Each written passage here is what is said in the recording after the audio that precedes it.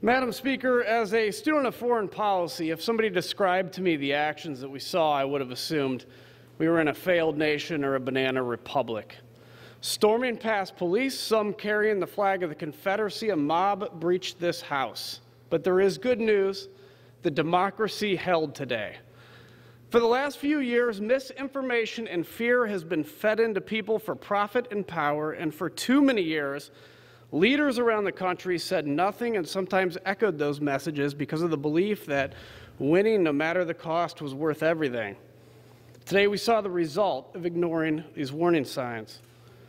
People look to Washington to give hope. Instead, we simply amplify fears. People look to us for expertise on what can and can't be possible. Sometimes it's easier to say what makes people feel good instead of the hard facts.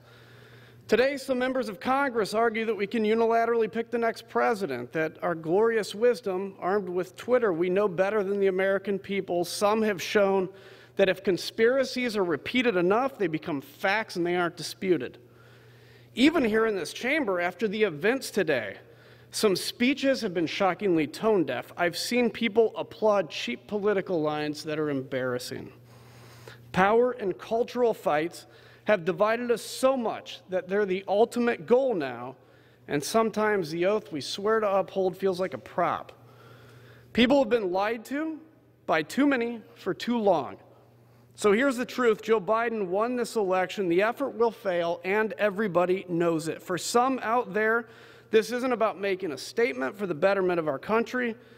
It's about avoiding the pain of leveling with the people and telling them the truth. The emperor has no clothes. I know many are disappointed in the result, but what legacy are we leaving? Have our kids seen the day where Ronald Reagan and Tip O'Neill had a beer over their differences, or have they learned that to lead you must tweet, and sometimes all in caps, because now this is Hollywood? Fame is the ultimate goal. But the first step that we can do to restore this is to reject the charade, and what happens next is up to us.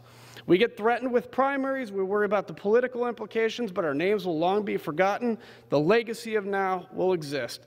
The bottom line, if we ask men and women to be willing to give their lives for this nation, and we talk about their service with tears in our eyes, shouldn't we be willing to give up our jobs to uphold that Constitution? And with that, I yield my remaining time to Representative Herrera Butler from Washington.